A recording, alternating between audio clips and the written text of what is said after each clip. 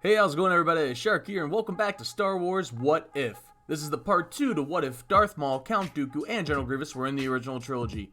We last left off with Maul, Dooku, and Grievous teaming up together to take down Palpatine and Vader alongside Bossk and Boba Fett. If you guys enjoyed this video, please leave a like and consider subscribing. We are on the road to 200 subscribers at the moment, and I'd love to have you guys on for the journey. Now let's get on into part 2. As Maul, Dooku, and Grievous were planning their strategy to take down the Emperor, Bossk would reveal what he learned aboard the Star Destroyer. Palpatine is at the Senate Capitol, but it is heavily guarded by stormtroopers and Imperial guards. Maul would ask, Did you see any patterns that would open up an opportunity for us to strike? And what of Vader? Did you find anything there that would help us destroy him as well? Bossk would explain that the guards would stay on watch the entire time unless called away, and that Vader had an outpost on Mustafar. If we coordinate our attack at the Senate building, Palpatine would no doubt call his lapdog Vader. And then we would have them both in the same place to destroy them. Even if we make it through the defenses, we won't have enough strength to fight them both. Dooku contemplated. Bossk, is there anything else you have found? They are rebuilding their Death Star, and Palpatine is set to see the production for himself. They would formulate a plan, knowing that the rebels would surely plan to destroy the shield generator on Endor, and that they would also have to enter the Death Star the second the shields went down. After they came out with their plan, they all boarded the Hound's Tooth and jumped into hyperspace. Destination, the forest moon of Endor. As they arrived, Bossk and Boba would drop off to search for the bunker while Dooku, Maul, and Grievous would stand by near the Death Star to board. Bossk and Boba would arrive as soon as the rebels were being captured by the Empire. After seeing the amount of troopers and ATSTs, Bossk would throw out his grenades and destroy the walkers as Boba flies in to kill as many stormtroopers as he possibly can. The rebels would take the opportunity and join Boba and Bossk and fight against the Empire. Amidst the battle, Han and Boba would stare eye to eye. No hard feelings, mate. Just business. We are here to destroy the shield generator and the Emperor and Vader. Han would agree and focus on the battle. Bossk would begin cutting through the door and would be inside within a few seconds. As Bossk opens the door, himself, Han, Boba, Leia, Chewie, and the other rebels would enter the bunker, placing charges, escape the bunker, and destroy the generator. Boba would instantly use his comlink to inform Dooku that the shield was down, and to enter the Death Star.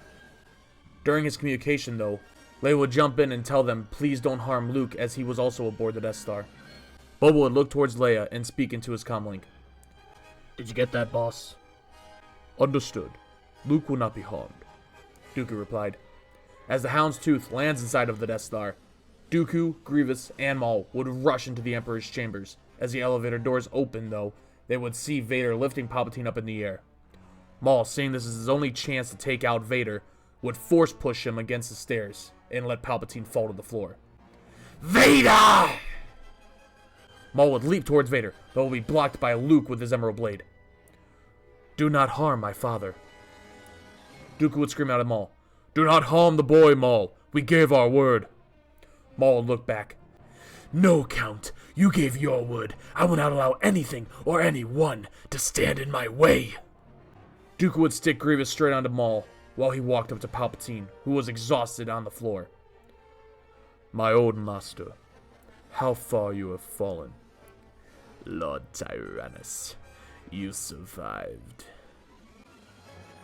Yes, I have. You were ready to cast me aside. You used me as a pawn in your game, and left me for dead in Coruscant space. And now, you will pay for your betrayal. Grievous, heading towards Maul, would ignite his 4 lightsabers and warn Maul stop, or he will be destroyed.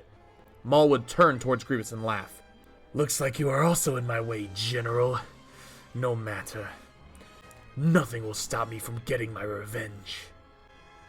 Maul and Grievous would begin to lock blades. Grievous would unleash a fury of lightsaber strikes at Maul. Luke would take the advantage and escape with his father as Maul dueled Grievous. Maul, after blocking every single one of General Grievous' strikes, would see Luke escaping and become enraged. Maul would use the Force and reach out, lifting Grievous up, and crush his body like a tin can. I grow tired of this nonsense.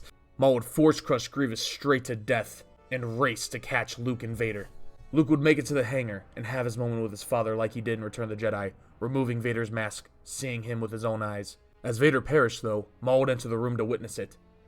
As Maul became overwhelmed with anger and frustration, he would fall to his knees and scream. Luke would look back, seeing Maul on his knees, knowing that he was about to be attacked by him. Luke would reach out with the Force and lift his father up and into the shuttle, shutting the doors. Igniting his emerald blade, he stood strong towards Maul. Maul would scream out, igniting his lightsabers once more, and leap towards Luke. Maul and Luke would lock blades, strike after strike. Luke would parry every shot Maul took towards him. Luke would gain the advantage after slicing Maul's lightsaber in half when Maul went to slam it into Luke's chin. How could you? Unless you were trained by Kenobi. Old Ben taught me many things. One of them is that you never seem to stay dead. Maul would have his new purpose set. If I can't kill Kenobi, then I'll destroy something near and dear to him. His latest Padawan. As Luke and Maul took their stances to prepare for the battle, a massive explosion shook the floor. Luke, knowing the rebels began the chain reaction to the power generator, rushed to the shuttle to begin takeoff. As the shuttle rose in the air, Maul would grab it with the Force. Luke pushed his ship to its full speed and capacity, but could not escape Maul's grip. As explosions began happening more and more frequently, a TIE fighter dislodged from its hangar and fell onto Maul. Maul would quickly let go of Luke's ship, based on pure survival instinct, catch the fighter, allowing Luke to escape from the Death Star. Maul would throw the fighter to the side, destroying it into a massive explosion, and scream out as the flames engulfed him. As Dooku looks down on Palpatine, he would explain to him how he has dreamed of this night. But he now realized that once Palpatine is dead, it would also be the end of his story. So you no longer wish to live after this? Well, allow me to speed up the process. Palpatine will unleash a massive amount of Force lightning straight towards Dooku, who would block it with his hands. Like Yoda did in Episode 2, Dooku would absorb the lightning. Palpatine would stop for a moment after sensing that the rebels have entered the reactor room and destroyed it. Palpatine would rise and try to rush to his shuttle, but Dooku would lift Palpatine up into the air. My old master, your age must be diminishing your memory. I told you I have nothing left after today, so all I need to do is keep you here until we both perish. As more and more explosions began to fill Palpatine's chambers, Dooku would look towards his old master once more. So long, my old master. The chambers would have a final explosion, killing both Palpatine and Dooku simultaneously, and the entire Death Star became nothing but ashes and debris. Luke would give Vader a funeral, and the rebels would celebrate their victory over the Empire. After learning of Dooku, Maul, and Grievous' deaths, Boba and Bossk would leave Endor to return to Tatooine and take over Jabba's palace together as leaders of a new crime syndicate to replace Jabba. Thank you everybody for watching this Star Wars What If.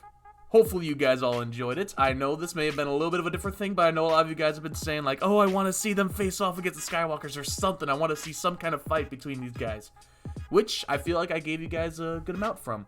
And just to answer a couple questions that I thought of as I was writing this thing up that you guys may have, with Dooku being over the age of 100 years old and finally having clarity after leaving Palpatine's side, he planned at the beginning that once his mission was complete, he would have no reason to survive any further since of, again, his old age, and there's really no more purpose anymore for him now that his entire past life is complete. He's completed his main mandate. He killed Palpatine. That's all he ever really wanted after Episode 3. So he really had no point of living on, so the only thing he can see is, I know I need to kill Palpatine. I know I want to kill Palpatine. So I'm going to be there the exact time he dies. And if I die in the same case scenario, it was meant to be pretty much.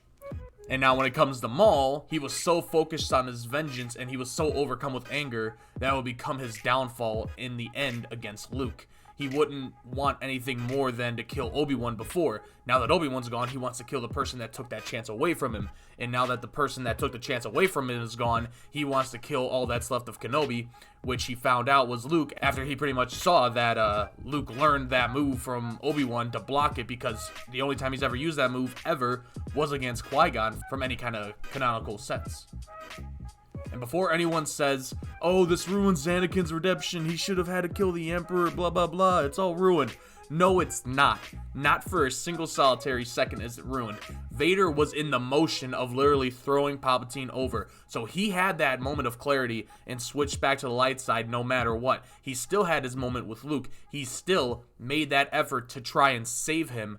But he couldn't tell that Maul was going to show up. He was so focused on trying to kill Palpatine that, and when Maul stopped it, all of his life force was like, I'm out kind of situation, because he was getting shocked by lightning constantly.